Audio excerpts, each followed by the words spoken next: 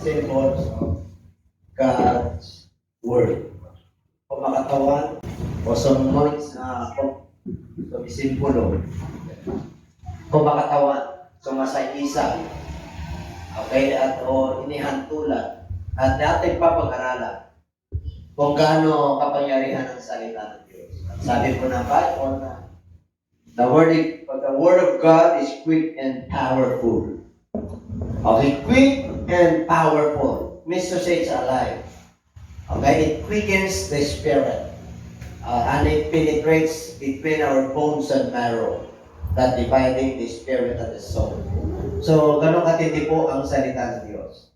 Kaya, huwag nating baliwalain yan. Kailangan panaligan po natin yan at tayuan po natin. Kasi po, salita ng Diyos po yan, hindi po salita ng tao.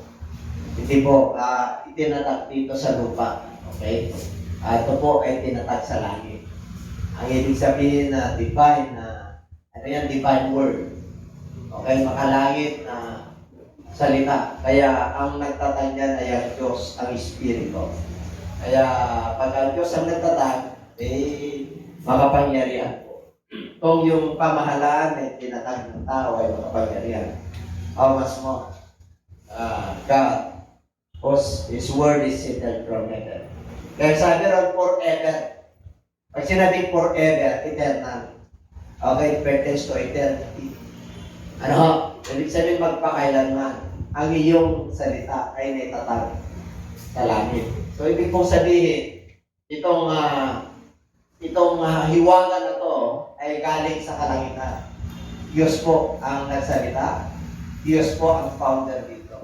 Our founder, the founder of our faith, is our Lord, our God. Hallelujah. Kaya dapat hindi po tayo matitinag, hindi po tayo manlulupaypay, hindi tayo mati-discourage.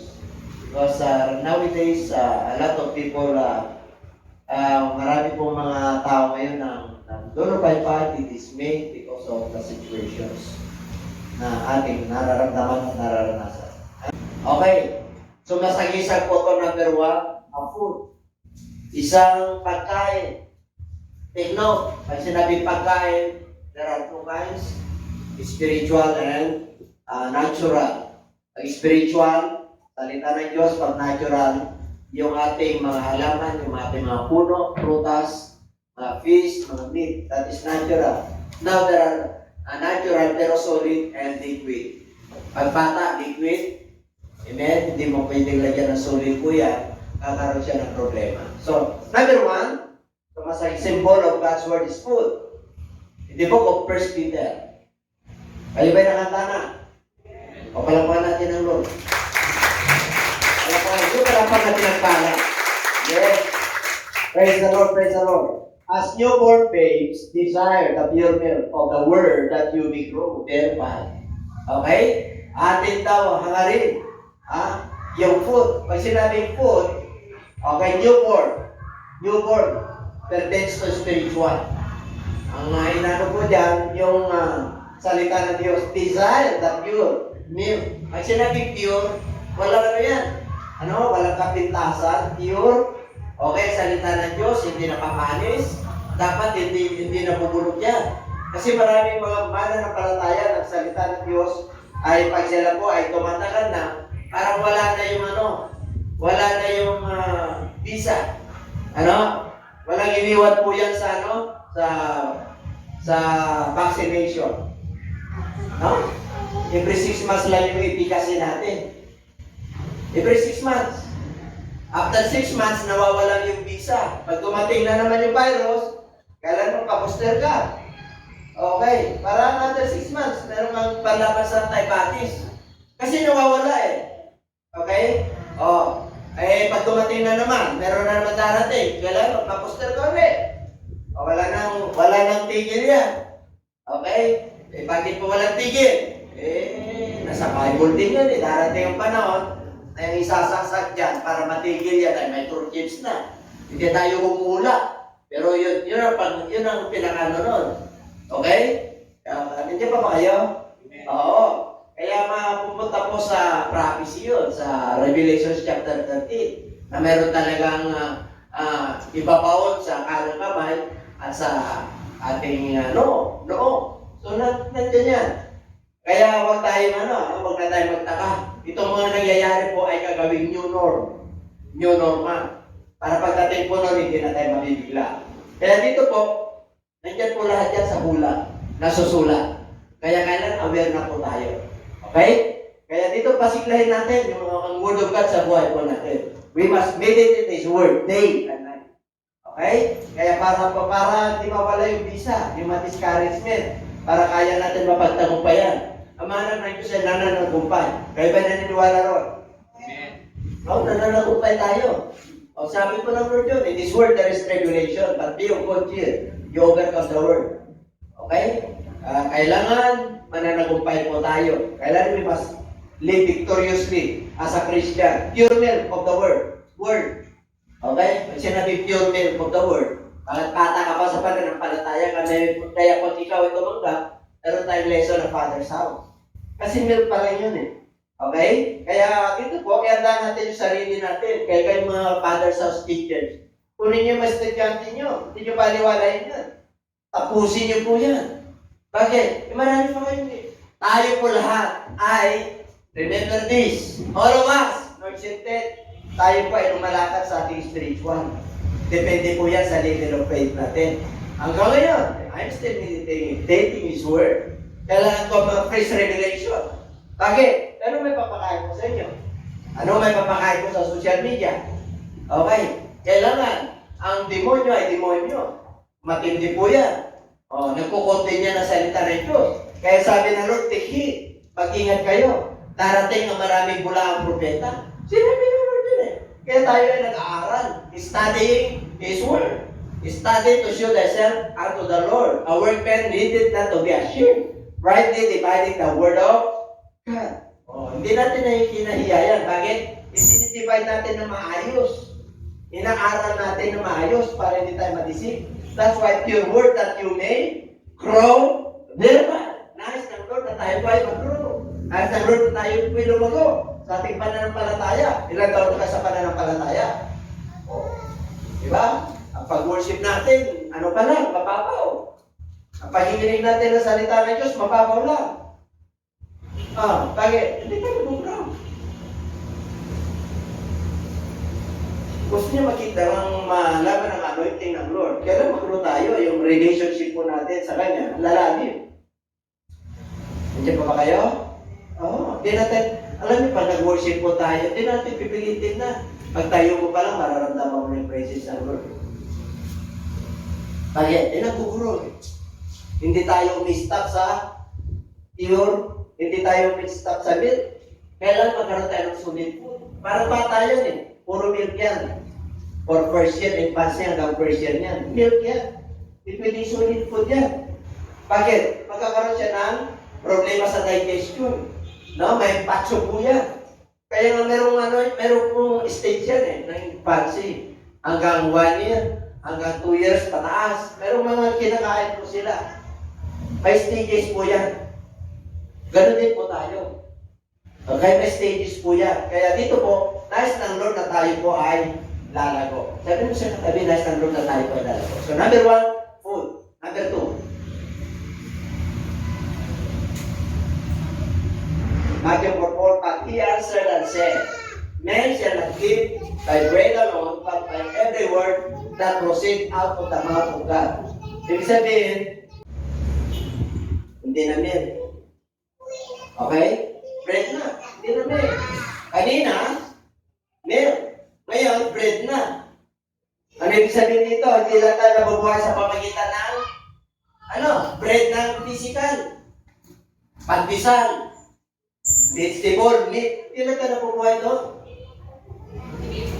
But, by every bawat salita ng Diyos na nanggagaling sa kanyang bibig.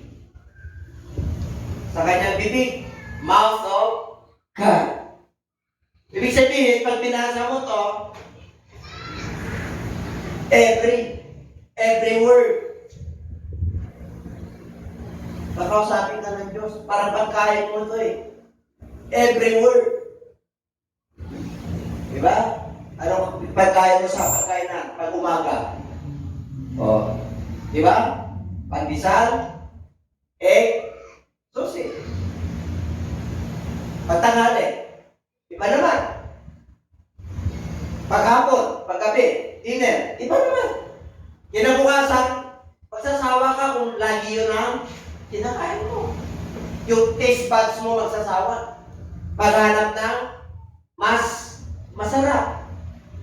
Nandiyan pa ba kayo? E paano kung hindi mo minibititip ang kanyang salita? Hindi magsawa ka dyan. Pag binasa mo yan, babaw. Tagal na natin sa pananampalataya. Dapat kinakausap na tayo ng Diyos. Di ba kayo? Paano ka kakakausapin ng Diyos?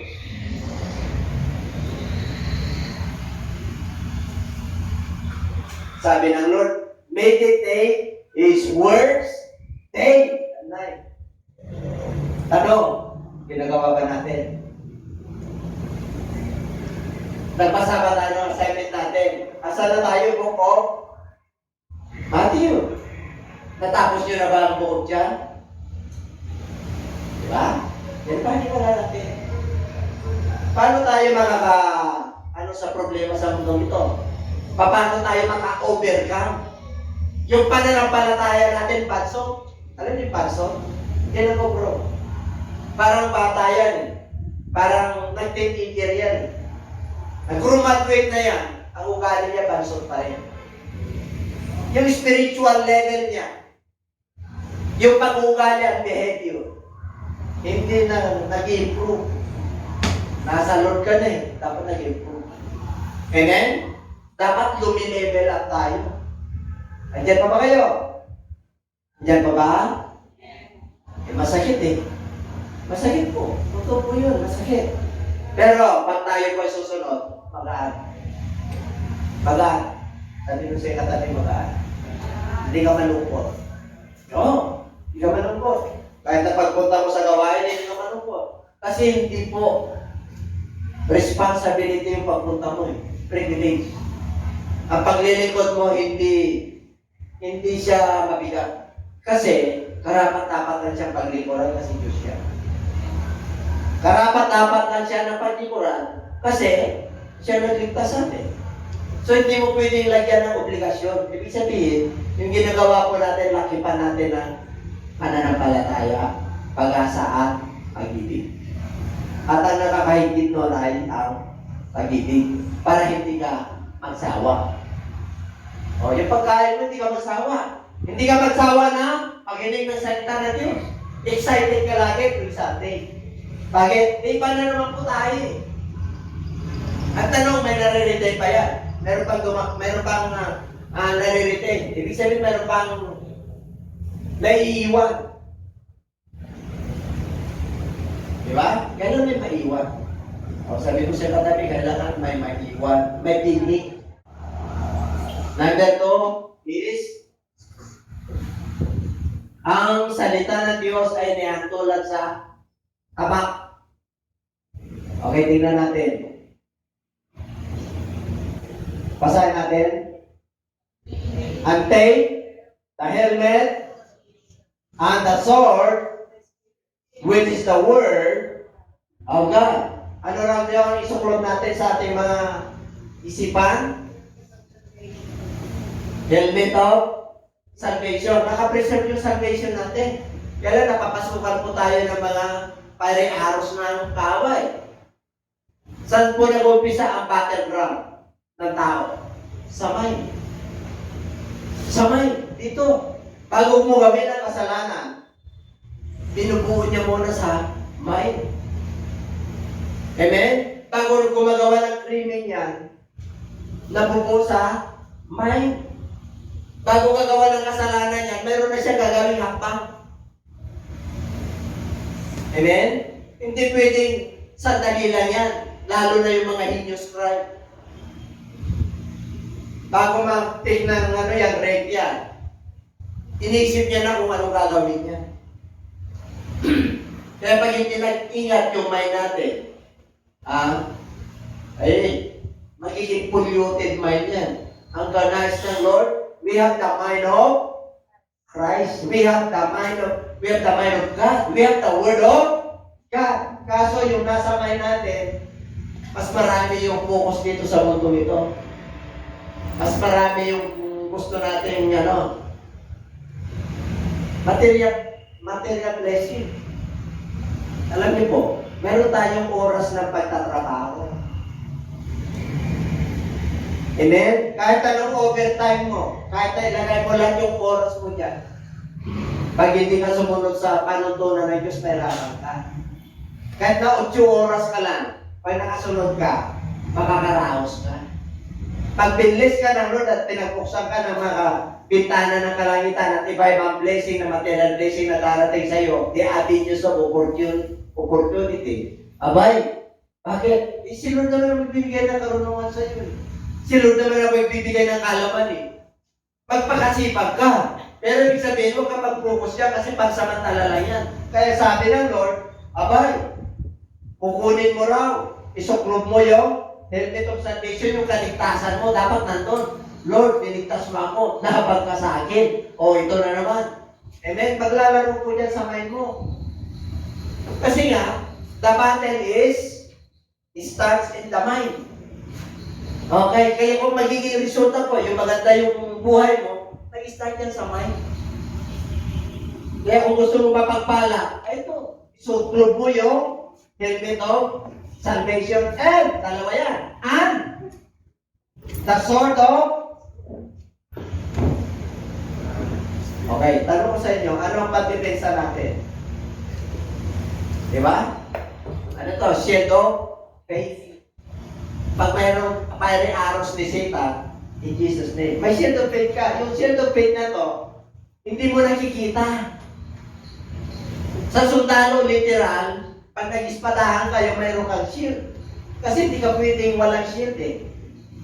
Tingnan niyo yung mga tigmaan nung unang panahon hanggang ngayon. May shield pa rin yung mga sundalo. Ano yun, shield nila? Eh dahil puro baril na ngayon, yung ulo nila merong suklop. Ipabaon nila yung lang. Bakit? Eh yung pinoproteksyonan nila ito eh. Yung helmet po nila, hindi tumatapos po ang bala doon. Amen? Pagka natamaan mo sila, umano lang. Dumatapis lang. Ganun din po sa spiritual. No? Yung helmet of salvation na yan, i-preserve mo, nandiyan ang Word of God, nandiyan yung kagandahang loob ng Diyos, nandiyan ang pananampalataya, nandiyan ang pag-ibig. Yan, yung pag-asa nandiyan. Kasi sabi ng Lord, this tree shall remain. Sa ating isip, dapat may maiwan. Ano yun? Gulo na sa mundo ito. Dapat may maiwan ka bilang mananampalataya. Ano yung maiwan? 1 Corinthians 13:13. Pananampalataya. Ano pa? Pag-asa. Ang mundo ito wala na pag-asa. Dapat tayo may pag-asa. Amen? Dapat na-encourage po tayo. Kasi anak tayo ng Diyos. May Word of God tayo. And may sword of which is meron ka ng Word of God. Yan ang nasa isip mo. Yung pag-asa natin sa Diyos. Kahit na kanya na nangyayari. May pandemic, may gera. Okay, may pag-asa ako. Bakit? Sinabi na Lord eh. Yun ang aking pananampalataya eh. Yung Espiritu ng Lord nasa akin eh. Puro depensa tayo. Ngayon, may sword of the Spirit. Ano yung sword of the Spirit? Na ito, may silently by bread but by every word, bawat salita ng Diyos na namumutawi o nagagaling sa kanyang bibig. Dapat mayroon tayo nito. Saan tayo mayroon? Sa isip at puso. Ang ibig ko sabihin, pag may Word of God ka, hindi mo lang isa isip, isa puso mo rin. Alam niyo po, pag kayo po ay umaagos sa Lord, pwedeng mag-lip-sync tayo. Pwede tayo umawit lang. I love the family of God. Pero pag isa puso mo yan, iba yun. Amen? Pag nag-worship ka yan, isa puso nyo yun, iba yun. Iba ang bigat nun. Kasi pwede tayo mag-worship sa Lord.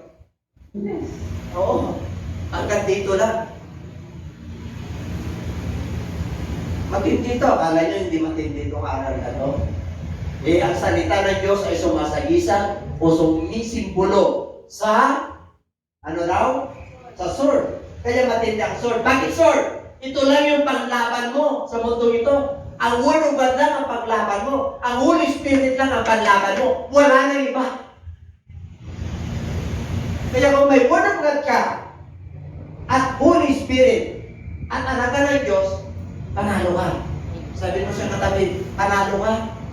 Kahit na nung dumating na mga problema sa mundo ito, tribulation, panalo ka. Bakit? Nangingibabaw yung pananampalataya, nangingibabaw yung pag-asa, nangingibabaw yung pag-ibig. Hindi nawawala sa iyo yan.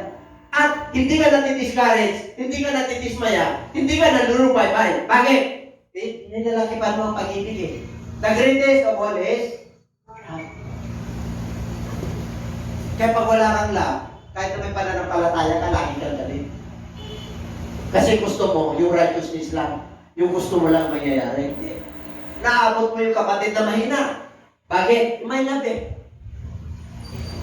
Tingnan mo mga preacher, ang dami mga preacher, mga galing, eloquent. Mamaya-maya sila na lang ng tama. Tama?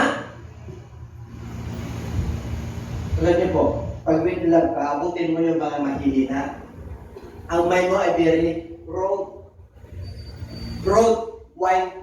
Yung mind mo is wide. Yung pananaw mo sa buhay, hindi lang sa isang kahon ka nakabase. Kasi yung iba, akala mo, ang Diyos natin ay sa kanila lang, pero siya kumakausap. Sa isang preacher, nagkaroon ng revelation sa Lord. Akala niya, siya lang. Ang sabi ng Lord, ang pag-ibig ng Diyos, the love of God, endureth forever. Napakaluwag ang pag-ibig ng Diyos. Hindi siya nagtatangi. Ang ibig kong sabihin, pag nag-usap ang Lord sa iyo, pag nagkaroon ka ng revelation, privilege mo yun. I-share mo yun. Huwag mong suluhin. Amen? Ang daming mga ngarang sinusulo eh. Tapos sabi niya, sa akin lang yan. Sa akin, hindi po. Ang salita ng Diyos ay makapangyarihan. Sinabi niya po yan eh. Hebrew 4:12. The Word of God is quick and powerful. Sharper than two-edged sword. Piercing. Tumatapos yan sa kaibuturan ng kaluluwa ng Espiritu. The intents of the heart and the discerner of the thought. Nakakaunawa yan. Tumatagos yan. Kaya pag nangangaral ka, lumuluha yung mga ibang tao. Tumatagos po yan. Kinakausap po sila. Kaya itong sword of the Spirit, huwag yung baliwalain yan. Yan o, tumatagos. Hanggang sa pinaghiwalayan ng kaluluwa at Espiritu. Sipin mo. Nakikita nyo ba kaluluwa? Nakikita nyo ba Espiritu? Hindi. Pero yung physical lang yun na tao, nakikita mo. Paano mo mapaghiwalayan? Hati mo sa pamagitan ng espada. Literal.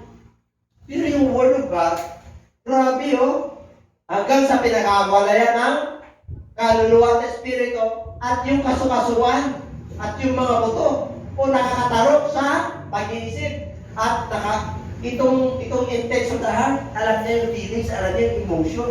Nakukontrol mo yan. Amen? Ganun kapangyarihan ang salita ng Diyos. And everybody say amen. Unang foot, pangalawa, sword, pangatlo.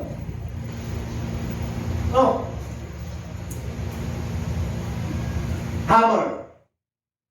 Martilyo. Bakit lagi tayong pinupukpok? Ikas ang ulo. Ikas ang kalooban. Turugan pa na ng palataya. Kisingin mo. Diba? Paglingkod, sarap matulog. Tama? Pinahintulutan ng Diyos yan. Kaya huwag kayo ma-open, ha? Oo. Kaya sabi ko nga, sarili namin, di siya ako. Pastor na kami. Gigisingin pa kami niya. Nagigisingan kami. Bakit? Ang sarap matulog. Kung sa ligo, ang sarap matulog. Bakit? Tinitignan ka talaga ng Lord eh. Anak ka niya eh. Itong anak ko, hindi na nagbago. Kaya pinupukpok tayo. Eh sabi ko siya katabi ko, may computer. Kasi may martilyo ang Lord. Minamartilyo tayo. Kaya huwag kayo masaktan. Kasi lang tayo ni Lord. Sabi ko siya katabi lang tayo ni Lord. Kasi kung martilyo na nung superhero, yung malaking martilyo, sino yung superhero na may malaking martilyo? Thor. Si Thor. Diba? Pupupuhi ka talaga, no? Diba? Si Lord may martilyo rin sa atin eh. Gano'n tayo kalat ni Lord. Para tumino tayo. Para maging maayos tayo. Kasi ang daming tulog eh. Ang daming tulog. Ay, maniwala na po kayo, daming tulog naman na pala tayo. Sinasama ko na yung sarili ko ron. Kaya lahat tayo, pati yung nanonood, kasama ka rin. Pinupukpuk ka na ng martilyo, hindi mo ba alam. Tapos pag pinupukpuk ka na rin, ay, hindi ako yun! Hindi ako yun! Sumasangka yung ano mo, yung kalooban mo, nasasaktan ka kasi pinupukpuk ka ni Lord eh. Pero pag uy, ako yun! Lord, ayusin mo ako, pupukin mo ba ako? Dapat gano'n eh. Hindi, isang pukpuk pa lang, ay, ayaw ko na dyan. Masakit. Bakit? Lalo isang kabuhayan na tax, tinartil nyo tayo. Di ba yung tinamartil nyo tayo? Tinamartil nyo tayo. Tingnan natin yung martilyo na yan kung nasa Bible. Kaya pa ba kayo? Palapakan natin ang word. Ayaw ko, pinadalahan. It's not my word. It's not my word, like a father. Sino na nagsabi? Hindi ba ang salita ko ay parang apoy? Ano ba yung apoy? Malamig? Nakikita na kayo ng apoy na malamig? Ang apoy, nakakasunog, mainit. Say yes, the Lord. And like a hammer that breaks the heart, the rock in pieces. Ang ibig kong sabihin niyan, ang kanyang salita ay inatulad sa apoy at inatulad sa martilyo na siyang tumudurog sa mga bato, pipirasuhin niya. Kaya yung mga ugali natin na hindi maayos, pinupukpuk tayo. Antikas kasi natin yung kalooban natin. Kasi yung old nature natin, yung kinalakan natin, ng mga na pamilya ay kanya-kanya. Merong pamilya na talagang talagang may pamilya talaga na mahilig talaga sa kwan eh. Yung pamilya, yung lahi. Pagka reunion, talagang kailangan. Meron sila eh. May kanya-kanyang magsaya tayo. Maganda po yun. Anong klaseng saya? Okay. Tagayan tayo kung sino pinakamahal. Di ba? Meron yan eh. Meron yung competition. Meron din pamilya na marami. Kahit kung magkakapatid nga kayo eh, meron eh. Kailang mas nakakalikit ako sa kanya. Diyan ba kayo? Totoo ba yan? Kaya lang pag pinagpala ka ng Lord, ay huwag kang pupunta rin na parang commander in chief na yung mga mahirap mong kapatid, anong dala mo? Di ba? Kasi meron ka. Tama! Hello! Are you there? Parang walang mo jeans eh. Are you around? Give hands to the Lord. Di ba? Palapakan natin ang Lord. Para mag-isip ko tayo.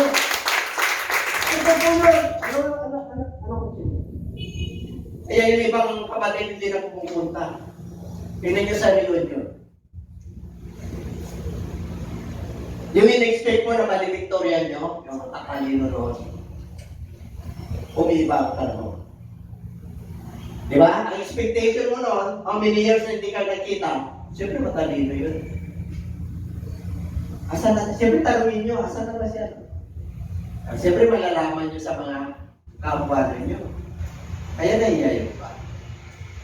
Alam niyo kung nasa Lord ka, huwag mo ikaliya yung ipag-edyo. Kaya natama ka lang, nagliliwanag ka ron. Kumusta ka na? Ito. Mananampalataya na tayo. Inom tayo? Sige, kayo na lang muna, graduate na naman. Kaya? Kaya bang luminaw? Kaya bang magliwanag? Kaya? Kaya! Kaya kung ikaw ay natatamaan sa martilyo ni Lord, sa ugali mo, tanggapin mo. Ang kuripot mo, pinupukpok ka. para magiging liberal. Amen? Nandiyan ba kayo? Tayo kasama ko ron, pinupukpuk din ako. Bakit ako nagiging liberal? Kasi alam ko yung blessing ng Lord eh. Alam ko.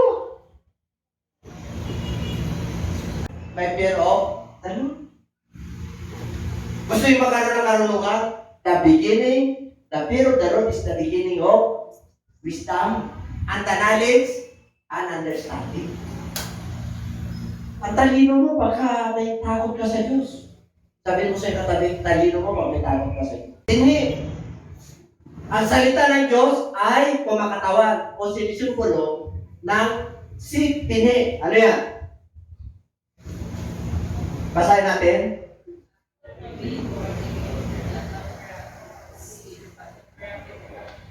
Through the Word of God, which lives and abides forever. Having been born again. Mula nung tayo pinanganak na muli.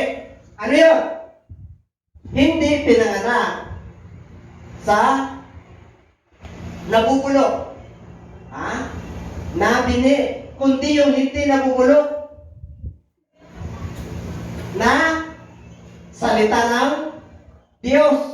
Ito ay buhay at magpakailanman tumatahan sa mga nananampalataya sa Kanya. And everybody say amen. Diyan pa ba kayo? Okay? Hindi. Oh.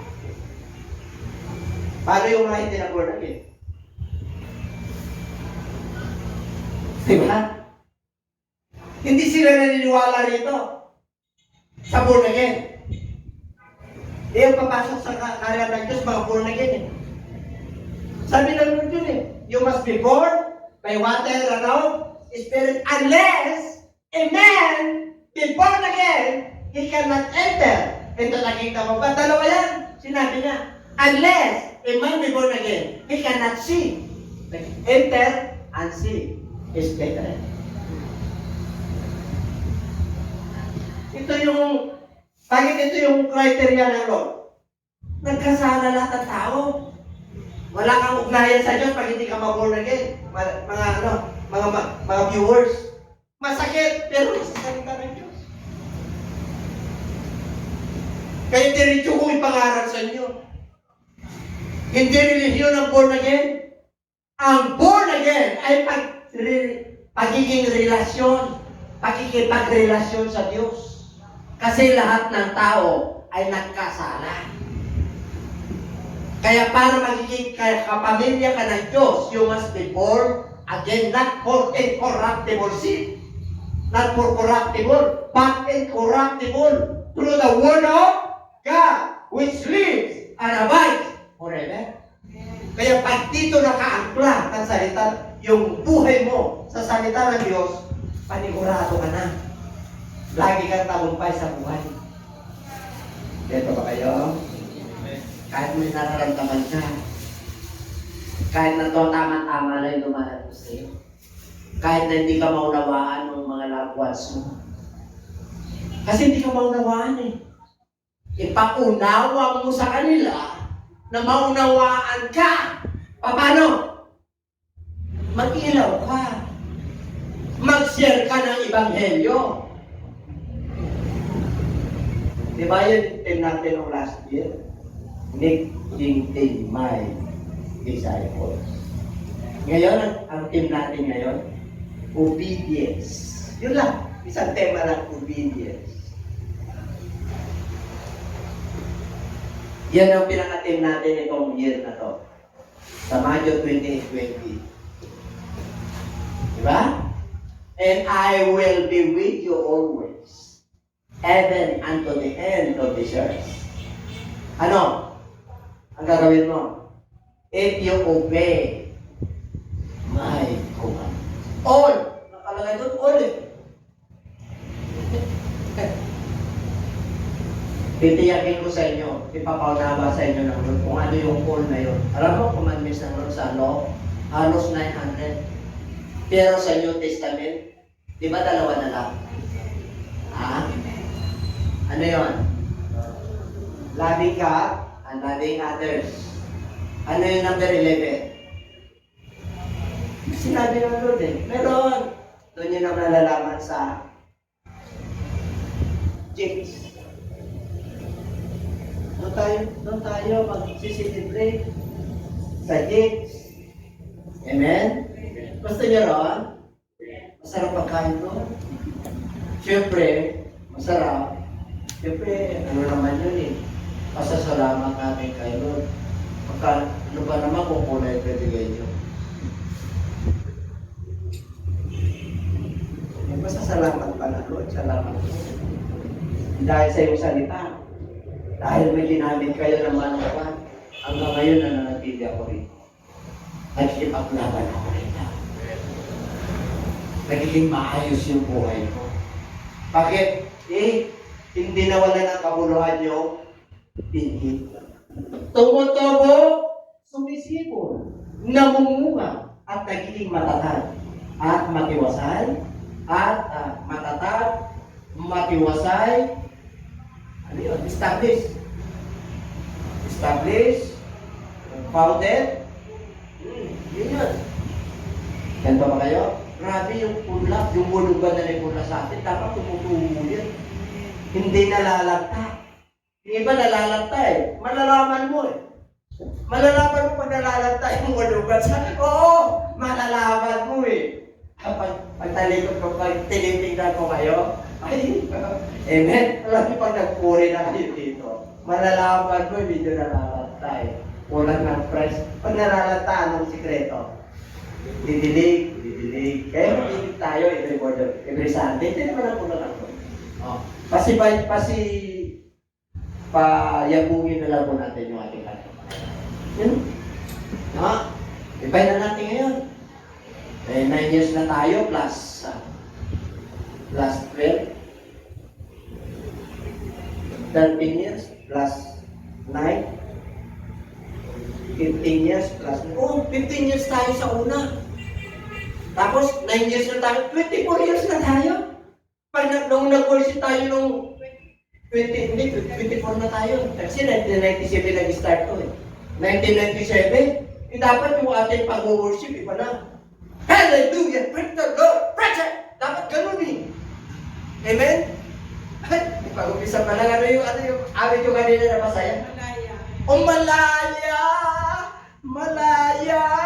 Malaya! Malaya! Malaya! Si Sister Lycon, umaano na yung kanyang yung ngipin. Pagka may sitka like corruptible. Malaya! Malaya! Malaya! Pati yung mga nanonood sa atin, talaga grabe. Ano yung tip sila? Yung Holy Spirit talaga kumikilo sa kanilang iglesia. Ang init ang kanilang pananampalataya. Ang init ang kanilang pagkilimot. Buhay ang kanilang Diyos. Makita naman natin. Amen? Wala na pa purumahan dito. Kasi ang pagkalusunod. Kasi professional ako. Hallelujah. Praise the Lord. Hallelujah. Ang lakas na yung balay. Pag-rejoice rejoice din. Amen? Rejoicing na talaga. Maganda naman yun pag-worship. Amen? Pataman nyo sa Lord talaga yung espiritu at saka yung espiritu niya. Nag-limit. Number 5. Meron pa kayong salamin sa buhay? Meron? Ano salamin niyo sa buhay? Yung salamin ninyo broken, pag tinignan mo yung salamin, ay, nag-deteriorate na. Anak ko, lagpas na ako sa kalendaryo. Tapos, mayroon kang makikita sa Facebook. Nung bata ka, asa 10-8 ka, tapos kumukulubot na. Meron kayong mirror, di ba? Alam niyo, pag ang mirror niyo sarili niyo, mamaya makalimutan mo yung sarili mo, di ba? Kumalikot ka na sa salamin, hindi mo na lang sinuot mo. Maraming mga mananampalataya na ganyan. Bakit yung ulog pa rin pinaririting? Okay, ano itong meron na? For if anyone is a hearer of the word, and not a doer, he is like a man Observing is natural things in the world. For the observers, for he observes himself, goes away, and immediately forgets what kind of man he was. Ano ibig sabihin nun? Kailangan aware tayo, conscious. Yung ating sinasalita at ginagawa. Nakikita na kayo ng tao na wala sa loob niya kung nasasalita? Marami! Tayo mismo. Kaya yung pangako, minsan nangangako, nakalimutan nyo. I swear to you, my darling. Pag birthday mo, diba? Yung birthday niya, nakalimutan nga yung birthday niya. Nakalimutan nila yung moments nila. Hindi mo ba lang na anniversary natin? Ay! Oo, ano? Pag nagkaroon tayo ng problema, nagre-remind sa atin ang Lord, oo nga, no? Oo nga, no? Oo nga! Oo nga! Narinig niya. Pero walang application. Kayo ba'y naniniwala na tayo nakikinig ng salita ng Diyos? Pero walang pinsan. Hindi mo kasi sinasagawa.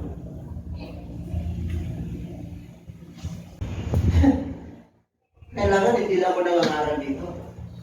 Kailangan, testaman ka. Ano raw ang testaman? Ha? Oh. Man in action. Hindi lang man in word. Ang dami kang sinasabi, pero wala ka namang action. Diyan ba kayo? Hearer ka na, tagagawa ka pa, ay, ang pindi mo. Kikilos talaga ang Lord sa'yo.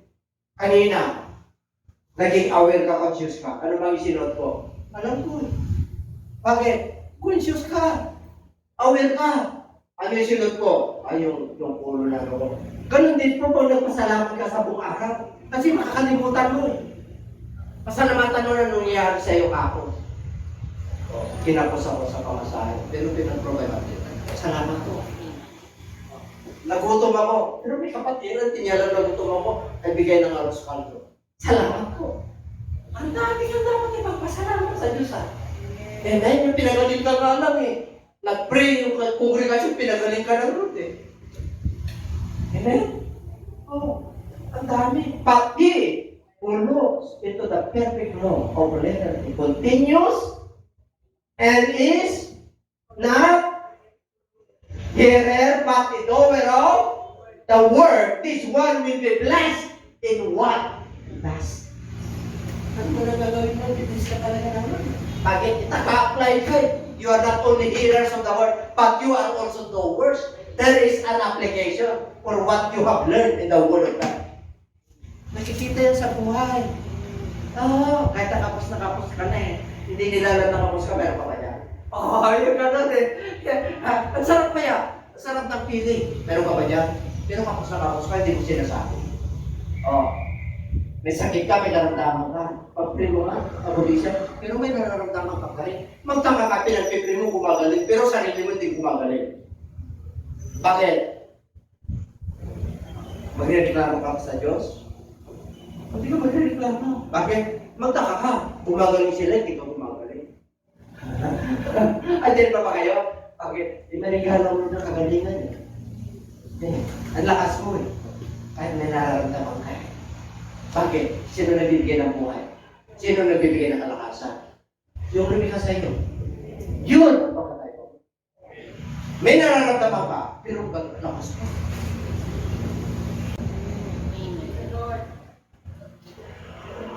Dami lang tumahan sa akin ang kardiakaris. Yung kardiakaris lang. Ang tindi nun.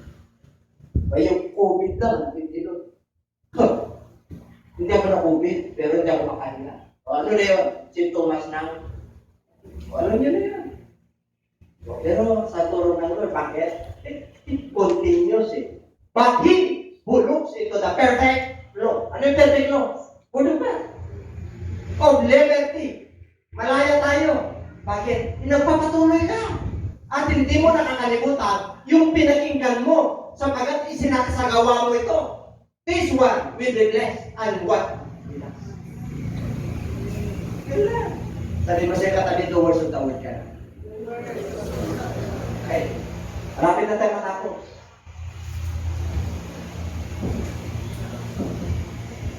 Lampara. Ilaw.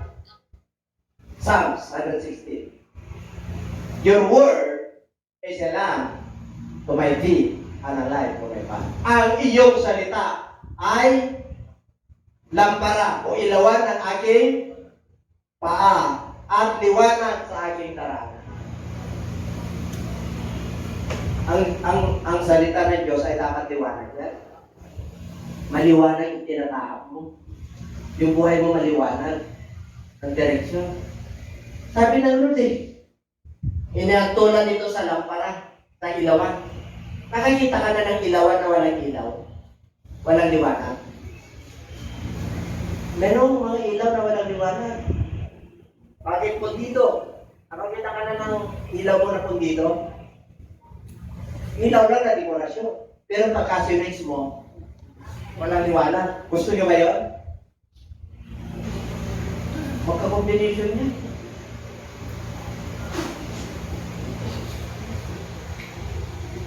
Ibig sabihin, ilawan ka ng Diyos.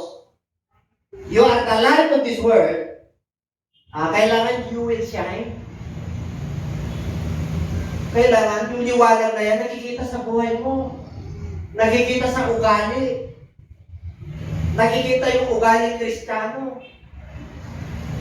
Hindi, nagdidilim eh. Tayo mismo nadidiliman eh. Anong direksyon ko? Anong direksyon ko? Oh. Ito, tatantayin po na pag ang kasalanan ay pumasok sa Kristiyano sa mananampalataya, magiging madilim ang direksyon. Don't intervene. Sins. Rebuke the devil and the devil will flee. Kaya pag pumasok ang kasalanan, bulag ka na. I-justify mo na yung ginagawa mo na tama. Kaya mananampalataya, don't intervene sins. Satan influence. Yeah? Don't influence by Satan. You must influence by the word of God. Because the word of God symbolizes food, lamp, seed, sword. Kaya, pag may word of God ka, tiyakin mo, ilaw yan, protection mo yan, bigay ng Diyos yan. Sa paa, literal na sundalo. Kasi mga sword sila, hindi nila makikita din ang tahanan nila. Kaya may ilaw po sila. Literal yun. Sundalo sila David. Oh. Pero ngayon, spiritual na po yung Word of God. Ito yung guiding light natin. Amen? Pagka ikaw ay natidiliman, hallelujah Lord, tulungan mo po ako na itong dilim na aking pinagdadaanan, itong bagyo na ito, itong unos ng buhay ko na ito, samahan mo ako, Panginoon. Oh. Sa kabila noon, Panginoon, sa pagamat itong journey na ito ay nasa bagyo ako ngayon. Sa unos ng buhay, sa kadiliman, Panginoon, tulungan mo ako na makaahon hanggang makita ko sa dulo nun ay nandun ang blessing mo, nandun ang liwanag. Ay, mga kapatid, doon ka huhugot ng katalinuhan. Doon ka huhugot ng lakas mo. Pag naranasan mo yung pagtuturo sa iyo ng Diyos. Kaya yung mga anak nyo, pagkatiwala nyo sa Diyos yan. Bakit? Oh, ayaw mo ng Diyos mag-mold yan. Lalo na pag 18 years na yan. Remember, what is the legal age? Ha? 18. Kahit saan mapunta kang bansa, 18. Sa Amerika, kasi nandun yung ating law eh. Natap natin sa Amerika eh. Kaya 18 years old, ay, umalis na sa piling ng sa magulang, kaya yung mga bata nun, at my age of 18, I will be independent. And I will pray, hallelujah, that sana, time will come that I must be 18. Bye-bye, daddy. Bye-bye, mommy. I am now independent. I can do what I will do without your consent, without your pakialam. Di ba? Mind your own business, mama, mom and dad, and I also mind my own business. Don't mind me because I have my own. That is the law. Diyan pa ba kayo? Are you wrong? Sometimes you are wrong. Kailangan. Susunod tayo. Kasi yan ay liwanag sa iyo. Meron pa ba? Grabe ang salita ng Diyos ay apoy. Paano nagiging apoy ang salita ng Diyos? Gusto nyo malaman? Tinutupok niya yung mga ugali natin. Tinutupok niya yung basura sa isip natin, basura sa puso natin, basura ang pag-ugali, basura yung ating mga binibitawang salita. Nakakasakit na pala tayo ng damdamin. Tingnan natin. Then I said, I will not make mention of him, nor speak anymore in his name. But his word was in my mouth, like a burning fire. Shut up! In my boat. Pero pala shut up? Sarap mo na. Kahit yung wala yung pakialaman, I was weary of holding it back. And I could not. Talagang hindi niya mapapigilan yung napupuyos na damdamin niya. Talagang apoy ito, natupok-tupok. Dapat pag may bisyo tayo, anong pantupok niya? Apoy. Pasunog mo kay Lord yan. Pagpuspos ka ng Holy Spirit, ang Holy Spirit parang apoy yan. Yun yung susunod na simbolo natin pag-aaralan. Word of God pala ito. The symbols of the Word. Ang mga sumasagisa o kumakatawan sa salita ng Diyos o sumisimbolo. Ay, grabe ito. May Word of God ka na nasa puso, tapos hindi ka lang hearers, gina-apply mo to. Ay, ang tindi ko. Whatever he does, he will prosper. Ano man ang yung gagawin, papagpalain ka. Burning. Kaya, then I said si Jeremiah, I will not mention of him, nor speak anymore in his name. But his word. Ano mo? Yung salita niya. Grabe. Parang sa kanyang puso, burning fire. Alam niyo, pagkasalita na ito sa niyan, yung nararamdaman mo na, lalo na tayo, mga may edad, wala ka bang nararamdaman na minsan yung kaso-kasuhan mo masakit? Natural lang po yun. Kanyang mga bata, minsan sumasakit yung kaso-kasuhan nyo, di ba? Hindi sumasakit. Wala pa kayo sa kamalayan. Pag 40 years old ka na, meron ka na kamalayan. Eh, bakit yung aking mata malabo? Age, life begins at 40. Why life begins at 40? Biblical. 40 days at 40 nights, Jesus Christ was 40 days and 40 nights sa Jonah. 40 days and 40 nights si Moses nasa mountain, fasted 40 days and 40 nights. There are a lot of history that 40 days. Ang dami. Yung 40 years, one generation. Nasa generation to na kami ni Pastora. Generation 1 namin. Generation to na kami. Bakit? Mayanan na kami. Generation 3 na sila, yung anak nila. Pag nag-asawa yun si Faith, nasa generation 4 na ako. Makikita ko yung ako ko yung anak ko sa, look ako sa tuhod.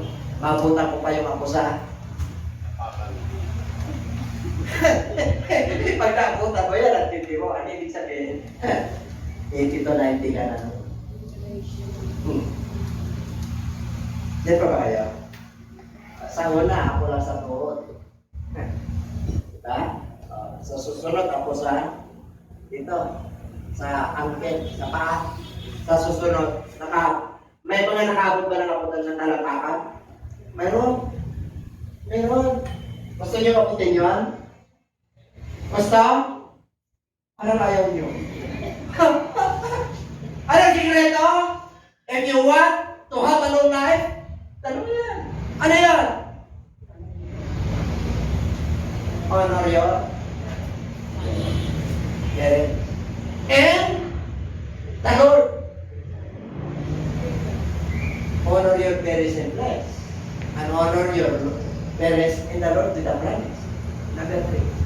You must obey His commandments that you may have a long life. Hindi na sikreto po. Ngiti na mga viewers. Mama na pala tayo, ngiti na. Kaya kahit anong nararamdaman mo, basta sumusunod ka, ha? I love the family of God. Ang sarap kaya.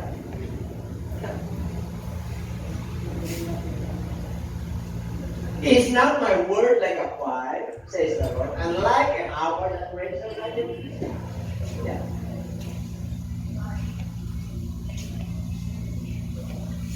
Ang salita ng Diyos ay sumasagisang kusog-kus, kumakatawan sa tubig.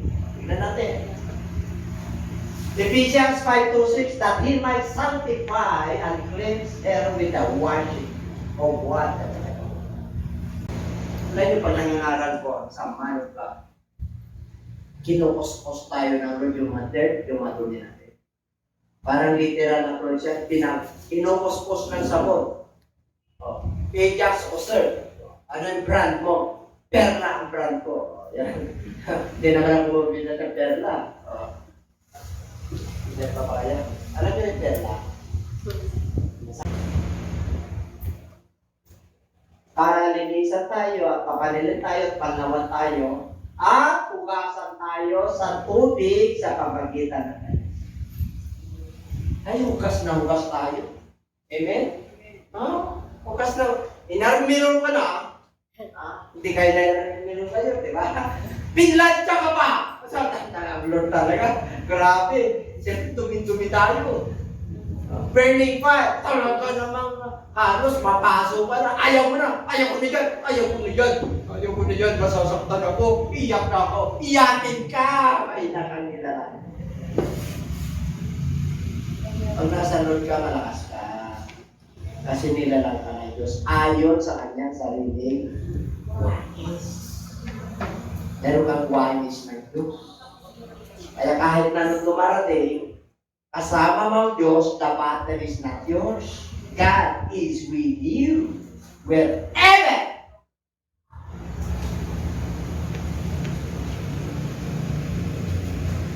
You are already clean because the words which I have spoken to you. Yan yung salita ng Diyos. Grabe. Kinutsok ka na, pinalawag ka na, sinapong ka na, inadmiron ka na, pinlansya ka pa. Ha? Tapos, reklamador ka, parang yung plansya mo, parang idinaan lang. Parang kusok-kusok. Alang nangyari. Parang hindi naramdaman yung mga paalala ng Diyos. Alam niyo, pag-aratan ng Diyos, pag hindi mo mararamdaman, paramdam sa'yo ang lalaki. Huwag nyo na hintayin. Amen? Yung masugatan pa kayo at mayroon pa niya. Pag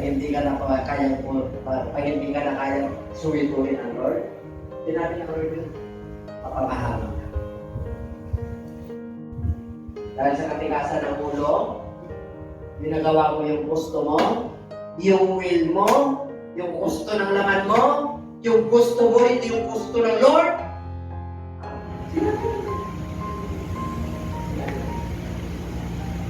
Okay? Maliwanag? Maliwanag sa sikat ng araw? Talakpakan natin ito. Sanctify them by your truth. Your word. Linisin mo sila at pakapanalin mo sila sa pamagitan ng katotohanan, sapagat ang katotohanan ay ang iyong pag-asa. Ito rin na. Ito yung totoo. Yung nangyayari sa buong mundo, ito yung totoo.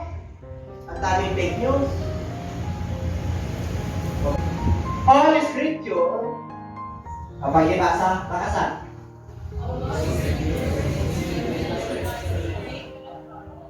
That is profitable for doctrine, for reproof, for correction, for instruction in righteousness, that the man of God thoroughly equipped for every good work. Lahat ng kasulatan ibinigay ng Diyos. Kinasiyahan, hiningahan. Ibinigay at kinasiyahan ng Diyos para mapakinabangan. Saan? Sa pagtuturo. Dami tayo pakinabang sa o nagkatiruan na tayo ng matagal na panahon. Ano ba? Para sa reproof. Ibig sabihin, ito pinapasabi ng Bible, hindi yan, reproof, meron kang katunayan, ano ba? Pwede mo silang koreksyonin, hindi lang nabubuhay ang tao sa tinapay lamang, kundi sa bawat salita ng Diyos na nanggagaling sa Kanya. Okay, correction. Si Kristo ay hindi lang tao. Siya rin ay Diyos. Correction. Di ba? For instruction sa pagtuturo ng katwiran ng Diyos. Para sa magkaganon, sino manong ka dito nasa kamay? Tayo lang ay manong God. Kasi yan ang tayo ng Diyos, di? That the man of God, gusto mo makompleto? Para kompleto, equip. Para saan? Bad word? Mabuting bunga kasi yun eh. Bakit? Ihulog ka dyan eh. Salita ng Diyos galing sa langit eh. Sinusunod mo. Kaya yung bunga mo ay mabuti, nasa liwanag ka. Pati yung personality mo pag sasalita. We are not perfect, but we are going to perfect. Kaya sabi mo siya, katabi, pinagpala ka na ng Diyos. Parapakan natin ang ating Panginoon.